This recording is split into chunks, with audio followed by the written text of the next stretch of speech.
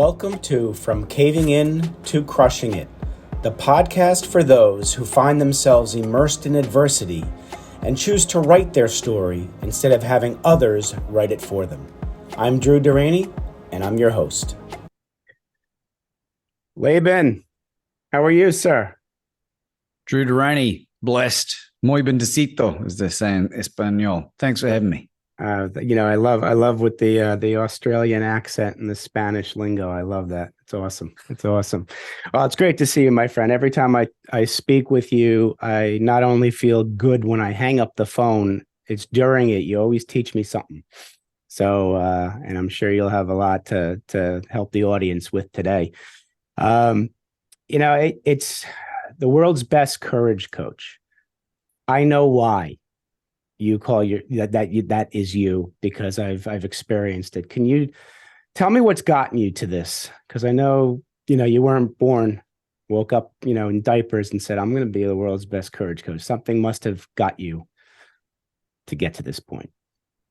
Well, first things first, Drew, I'd say I really enjoyed talking to you as well. And thank you for being such a brand advocate is a way that I will describe our relationship. You introduced me to amazing people and connect me with, things that you don't need to do. And I'm very grateful for that. And anyone that's in Drew's life, hopefully you can come to learn that, or you experience it already. There's a quote. I don't know if I've got it handy, from a lady that I just interviewed called Tonya Levy. She deals with masculine women, like high-performing masculine women. I was talking to her about this world's best courage coach, and I justified it by saying it's a declaration. It's not an ego statement. She's like, why are you even justifying anything? Like you don't need to justify anything. Where this came from, Drew, it's a really powerful story for me. And I know it impacts other people. And it was only in September of 2021 that this came about. And I had an experience where I came to learn about a very powerful individual by the name of Steve Hardison. Now, you're more than likely listening to this having never heard of Steve. And up until a year and a half ago, he really was an enigma. He is known as the ultimate coach. He's in his late 60s now. He lives in Mesa in Arizona. And for the last 30 years, he has been responsible for coaching some of the most interesting and extraordinary people on planet Earth, including people like Iyanla Vanzant, who was Oprah Winfrey's coach for a number of years, billionaire CEOs, world-class athletes, philosophers, shamans, Muslims, everything, right? Yeah. This guy has been described as what the modern day equivalent of what people perceive Jesus Christ to be like, in a totally non-blasphemous way, right? Right. He exudes love, like unconditional loving. And I've experienced this firsthand. I watched this video that I would encourage you to link in the show notes. And it's on YouTube. It's about 2 hours and 10 minutes of DNA-alteringly good content. Okay. It's so profoundly affected me that I knew that I needed to speak to this Steve Hardison man to see if what I experienced whilst watching this video, which is some of the only footage of him speaking about 12 or 13 years ago that exists anywhere on the internet up until recently. Right. And to give you an idea, Drew, to work with this guy for 50 hours coaching, his current prices are $200,000 USD. All right. And you got to fly to his house. It's all paid up front. No exceptions. They don't record it. And when you're charging that kind of money for coaching, you want to be good, right? Yeah, of course. So I'm very resourceful, and I got this guy's phone number and I rung him. He picked up the phone and I said, Steve Hardison? He said, yes, it is. I said, it's Laban Ditchburn from Melbourne, Australia here, which is where I was living at the time. He goes, Laban, so great to hear from you.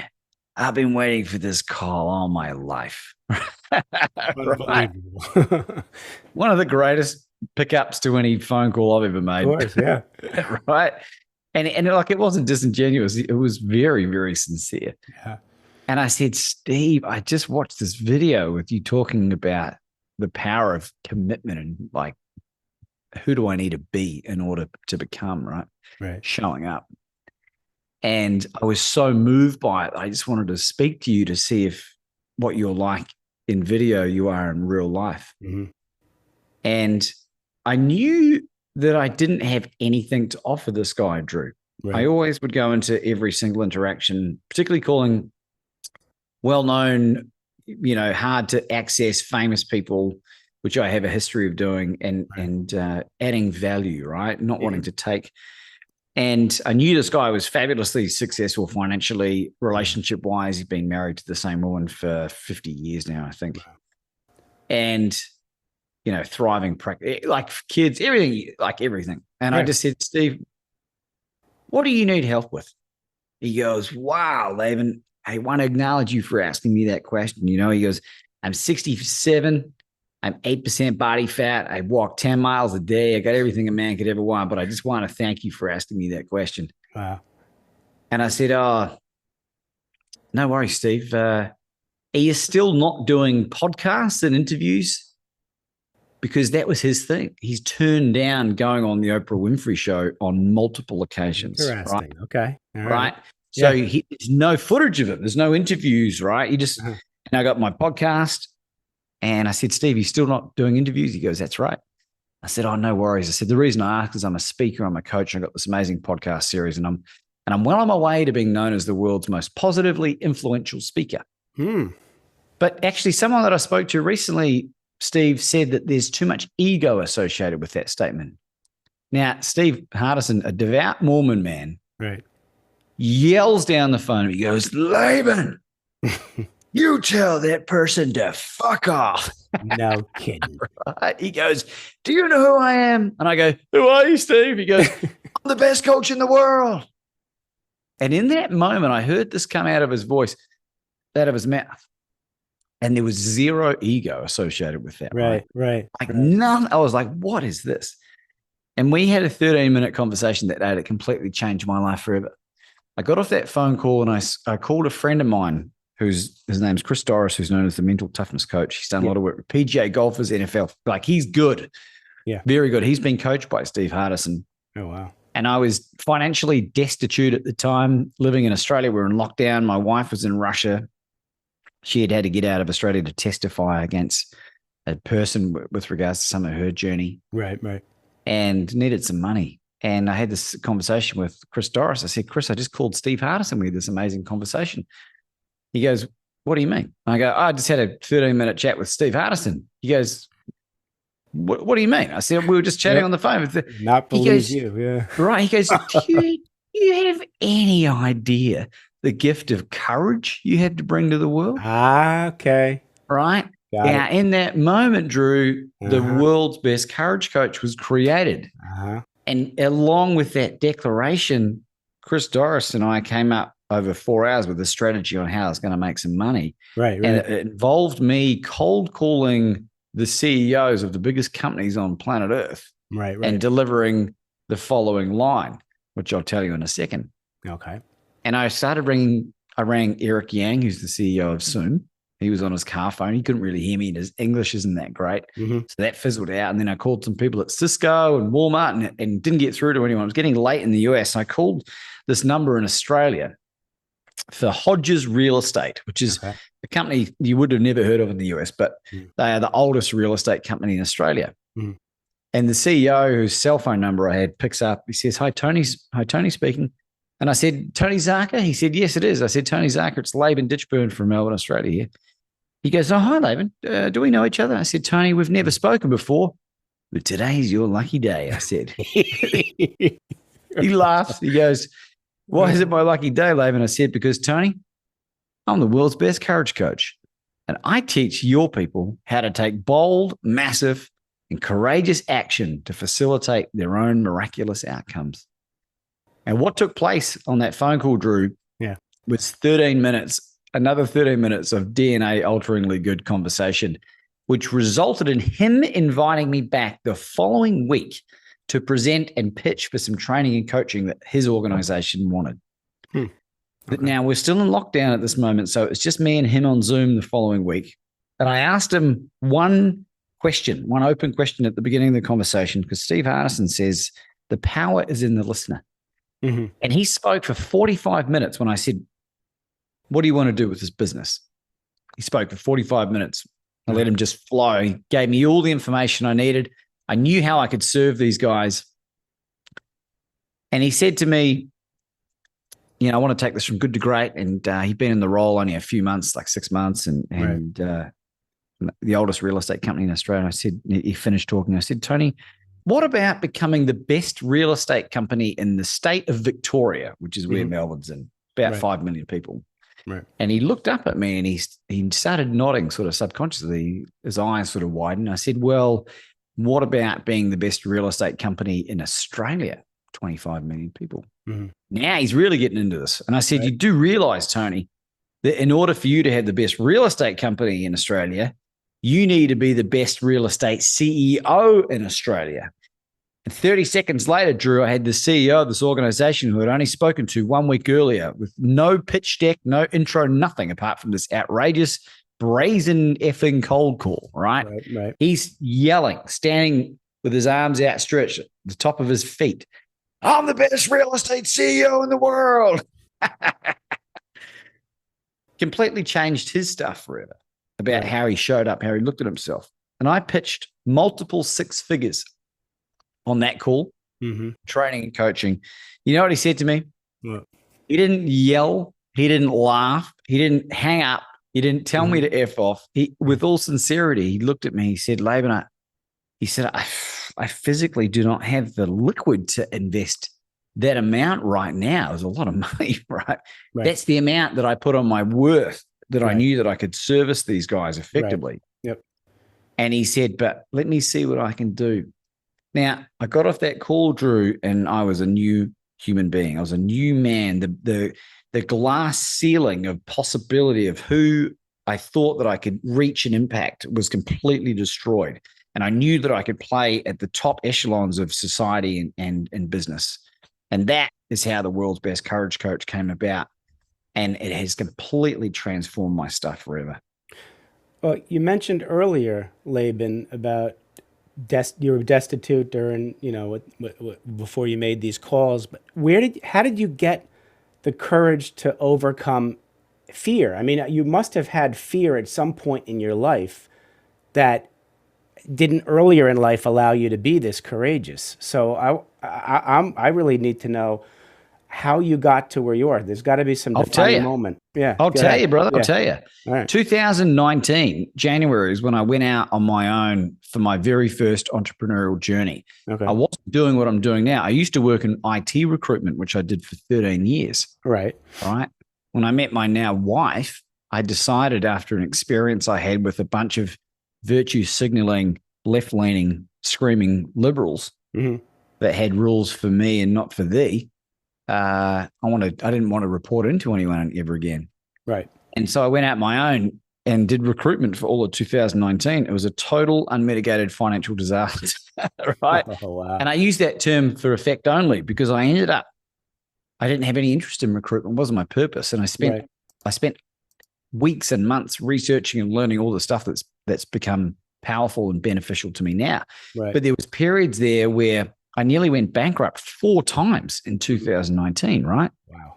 And it was a very humbling experience. So I was forced to ring the CIOs and then the CEOs of companies in order to try and drum up business.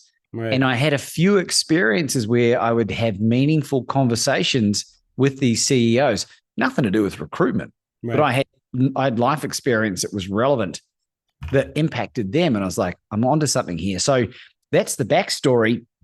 And so I would have had 20, 30 phone calls. And once you have no choice, like if you don't pick up the phone, you're going to starve. Right. And at the start of 2020, I actually rang and spoke to Brene Brown on the phone. before I had a podcast, before I had my book, before I had my coaching practice. I didn't have anything. And she picked up the phone and I said, Brene, I've been instructed by all my mentors that I need to be around people that are further along than me. And I was keen to know if you'd like to share some ideas. And it was New Year's Day. She was about to sit down and have New Year's Day dinner with her family. But she said, send me an email with what you had in mind and I'll come back to you. And so I did. And she came back and she very, very kindly said, look, Laban, with what I've got going on with church and college and family, I just can't give this the commitment that it deserves. You'll do fantastic. And that probably really shifted my mind in terms of breaking down any fear of rejection. Right. And I've since gone on to make probably 500 outrageous phone calls in the last couple of years. Maybe that's an exaggeration. At least 400. If she had said anything other than that, it could have broken you, not allowed you to go forward. So could have set me back temporarily. Certainly, yeah. Does that answer your question? It does, and I want to even go further back because you mentioned about life experiences, and when I was looking at your LinkedIn page in your about section, just that first sentence you wrote in there where it says, a child badly affected by divorce and dysfunction, Laban sought validation and escapism in all the wrong places. If you're comfortable, that is something I'd like to get into and understand how your journey and how you got to where you are, because seems to be a very difficult life in the beginning. Yeah, well, I'm more than happy to share. None of this stuff holds any dominion over me at all. And when you're listening to this, listen to it about yourself, right? Listen to it like it's you, because there's so many crossovers and similarities that'll come up. Like mum and dad split up when I was 3.5, and it really, it caused a lot of damage. It rippled all through my family. There was every single relative on both sides of my family had been married and divorced at least 2, maybe 3 times. My mother's on her 5th surname. Okay. You know what I mean? Yeah. And they used the kids as pawns. They would fight over legal things and custody and all that other crap, right? Yeah. But I'm an empath in many ways, and I just hid from it. And I used self-deprecating humor and validation seeking from a very young age, dishonesty, and that just manifested itself as an adult. And although on the surface of it, Drew, I was a happy-go-lucky individual, I was deeply unfulfilled. Right. And I was going out and alcohol and drugs and gambling and sex and negative self-talk all became staples because I was hanging around groups of other people that had gone through their own experiences, and it was comfortable and familiar. Right. And I realized at 35, after, grinding along the floor of rock bottom, that I was destined for much greater things than what I was achieving.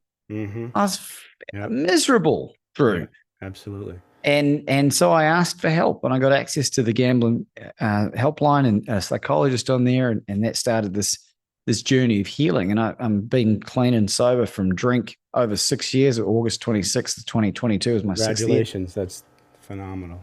Yeah, thanks. And I didn't need to go through any program. I don't have any issue being around booze. And I'm not diminishing anyone that needs to go through 12-step or whatever, but I've reverse engineered that stuff because I knew there was a way of not being tethered to it.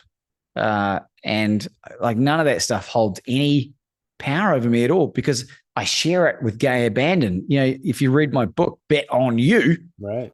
It's all in there. It's all in there. I don't care what people think of me is none of my business, right? Right. I lost 99% of my former circle of friends, many of whom are just drinking buddies, by getting clean and sober and just trying to be a better human. And then when the lockdowns and stuff kicked in, even more people disappeared because I was speaking and questioning the status quo. Right.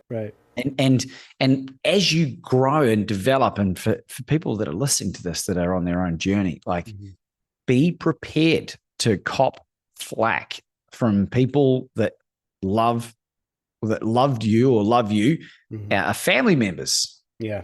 It's driven a wedge between many members of my family.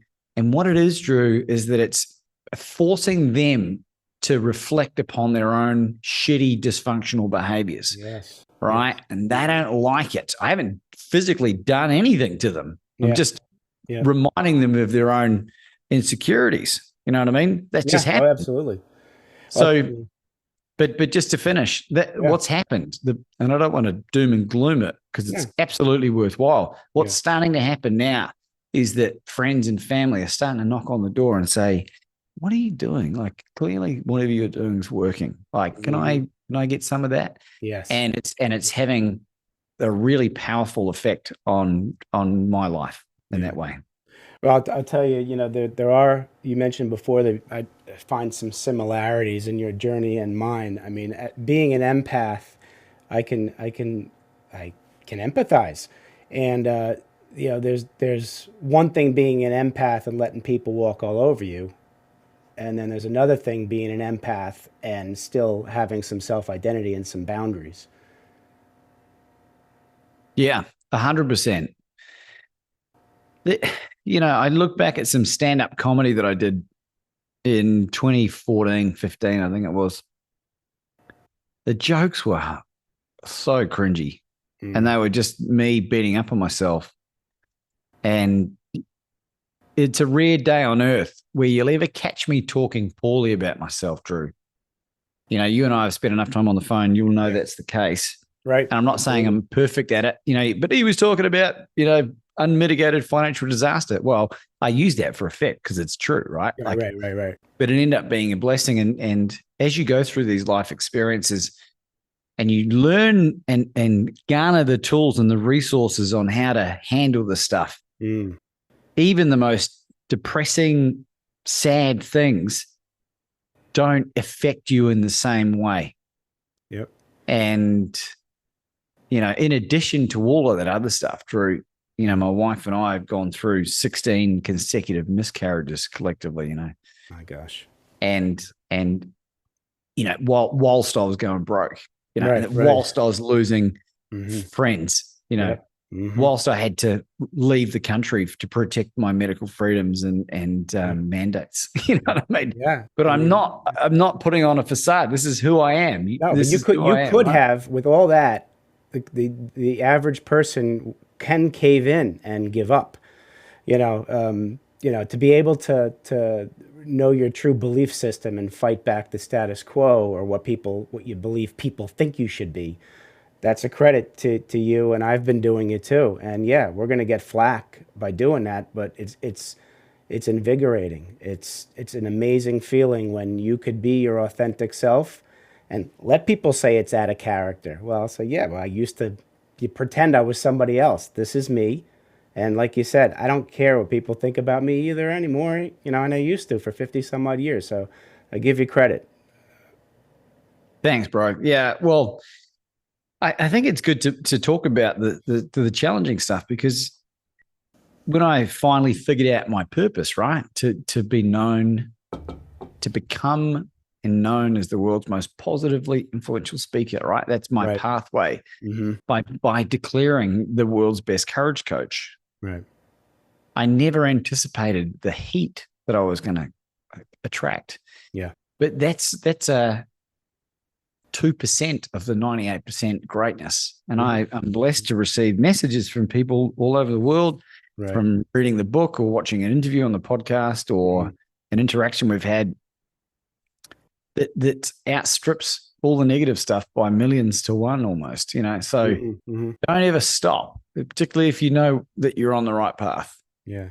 I think you really take home that human beings inevitably think negatively. So regardless of all the positive stuff you do, if one thing happens at the end of the day that's negative, unfortunately, the human brain focuses on that negative aspect. So it does take a lot of work to turn it. And we can turn it. The brain is like a recorder. It just listens to what it hears. So the fact that you don't say anything negative, it's all positive, the brain starts to believe it, and you start to believe it, and you can move forward. And you know, I hope people in the audience can learn from you that we can train the brain. Well, let me just clarify something real quick, Drew. Absolutely. I wouldn't say that everything I say is positive because I'm not delusional. Yes. You know, bad things happen. Yes, they do.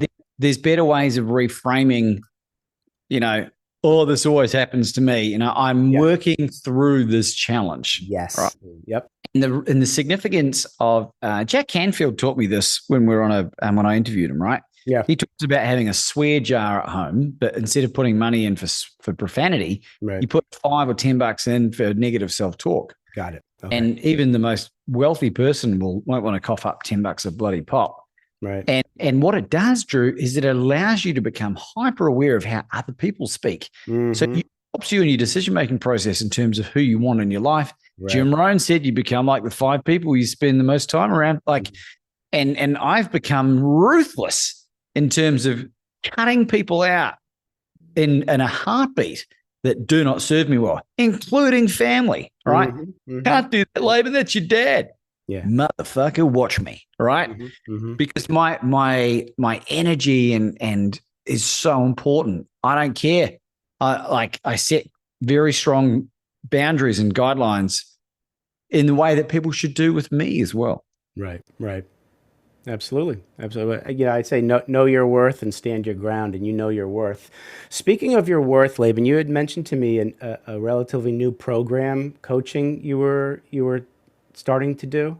Yeah. You want to mention that? And yeah, well, I do one-on-one coaching, which has been the majority of the coaching I've done, really. And I wanted to create something that was suitable for people that don't have the time and financial access to one-on-one coaching. Because when I started out, Drew, my first coach was about $1,000 for 4 months worth, and she was out of Mauritius. Okay. She's a friend of mine's mother-in-law, and as your time becomes more and more valuable, I suppose, I want to create accessibility. So there's a group coaching program called World's Best Group Coaching. And what's World's Best? Well, it's an opportunity for people that want to learn about the declaration of becoming the world's best in their chosen niche, right? Or niche, depending on where you're from. So we meet for 1 hour every 2 weeks. And as the group grows, and I'll manage the numbers. If it gets to a point where it's like it seems too many, there'll be an opportunity for people to ask for what their why is, or what their help is, rather. What help? What's the number one pain point? And for anyone that hasn't done any group coaching before, a lot of the benefit you get in being in that environment is from observing the responses to other people's queries, right? Yep. And it's a great introduction to coaching. It's a pretty low time. The financial commitment is very, very reasonable. It's $200 a month, right? Okay. And we have an affiliate program as well, which we can talk about on one-on-one. But the people that are interested in this, send me a message to my email address, which is just laban@labanditchburn.com. And just in the subject line, just put World's Best Group Coaching. Okay. And we'll get on a call and sort it out. So that's the best way to do it for the meantime. And there's some great opportunity early doors as the group is still new. Right. We just ran our first thing last week, and our next session will be next week. At the moment, to work with me for a year is $80,000, to give you an idea. So, okay. All right. And that'll keep going up. Wonderful. No, definitely well worth it. You mentioned Bet on You, your book. How can people get a hold of your book, Laban? Well, they can get it on Audible in my voice, if you like my dulcet tones, right? I recorded it knowing that was going to be a thing. I don't like, no offense to anyone that's done this, but I don't like reading books where they get a voice actor. No, I like hearing it, even if they think they got a shitty voice. I'm telling you, you don't. And it's on Kindle, and there's a paperback that can be ordered on every single Amazon site on planet Earth. Bet on You, Laban Ditchburn. Well, I did order the book. It came in the mail, so it is one of my next reads after I get through Napoleon Hill's Think and Grow Rich. Then I'll read Bet on You. And I'm sure you followed some of that stuff that you teach in that book. It's a tough book to follow, isn't it? But they're both very different books. But the book is for anyone that has dealt with addiction, is dealing with addiction, or has anyone in their life that they care about that is struggling with addiction, right? Addiction, really, the patterns of it are the same, doesn't matter what it is. Right. And it's in storytelling form. So there's no finger waggling. There's no like, do as I say, not as I do, right? It's very important that it's in alignment. So, and I wanted to make something that was wildly entertaining, that was true.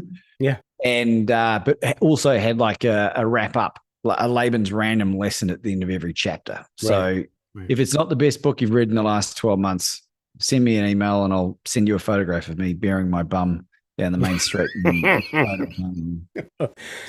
love it. I could talk to you all day, man. 2 final questions. Laban, you're talking to your younger self and you're giving one piece of advice about life, what you would have done differently had you have known. What would you tell to young Laban? Look, I don't know that I would do anything differently because it would then change the trajectory of my life. But if you were forcing me to answer, I would say to myself, what age am I talking to my younger self, by the way? Let's say you are 9 years old. Laban, you're going to develop a taste for alcohol when you're about 15. You're eventually going to give it up. All right. It's going to cause you to do all of the stupid things in your life. I would encourage you to seriously reconsider drinking alcohol in the future. Beautiful. Beautiful message. And I'll follow that up with you speaking to the young Laban entrepreneur. What advice would you give him? Maybe some things that you've done as an early entrepreneur that you would change. Oh man. You got another half an hour? I think the only thing that I can say that might be of value really is like follow your alignment. Like don't try and force anything. Follow the alignment. And when you are operating in alignment, truly operating in alignment, not trying to manipulate an outcome or be desperate or whatever, like it's effortless, Drew. It's some of the greatest outrageous things I've pulled off in my life are the easiest. And some of the worst things that have eventuated were the hardest amount of work, you know. But everything that happens then becomes a powerful anecdote for credibility when I'm talking to other people. So I don't know that I would diminish any of the shitty experiences. You know, maybe now that you get me thinking about it, I'm 42. I act like I'm 24. And, you know, I would have loved to have been able to meet Anna years early. And to have started the baby making process earlier. I want a big clan of babies. I understand that. So you know, I want to Genghis Khan that mofo, you know, like I want 10% of the population to be a descendant of the world's best courage coach. So but I'm a monogamous man. So we've got to figure out a way to live longer and you know, and I'm figuring out some of that stuff as well, you know, with the biohacking that I'm doing. So anyway, that'll be in the next book. I admire you, my friend, and please say hi to Anna for me. And I wish you all the best. And I look forward to continuing our relationship, our friendship. You're a good man, and I'm glad you're in my community because I need to have more people like you around me. So thank you very much for coming on, Laban. I appreciate it. Well, thank you for the opportunity. If you're listening to this for the first time and you haven't, get on and review, rate, and like this podcast that helps drive organic growth and helps people that wouldn't have found this to find it. And for those that want more information on some of the work that I'm doing, you can text the word courage, COURAGE, to 33777. And that's in the US only. I think maybe Canadians can do it as well. And there's a free copy of the Audible version of the book, not through Audible, but it's an Audible version. So courage to 33777. And you can stay abreast. I've got another book in the process as we speak, called World's Best Courage Coach, incidentally. Perfect. I do recommend you guys reach out to Laban. He's a good man, and every discussion I have with him adds value. So Laban, thanks again for coming on, my friend, and we'll talk soon. Appreciate you, Drew. Appreciate you too, my friend.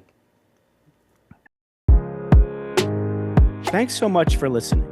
If you enjoyed the episode, please subscribe and give us a review to help others find it. I'd like you to answer this question. Are you living the life you want to live, or are you living the life others want you to live? I'd like you to think about that for a second, because I strongly suggest you live the life you want to live. If you want to learn more about what I stand for and my services and how I'm able to help many men get out of their own way, please go to my website at www.profitcompassion.com. Feel free to also email me at drew@profitcompassion.com. I'd love to have a conversation with you. Take care of yourself and choose to write your own story instead of letting others write it for you.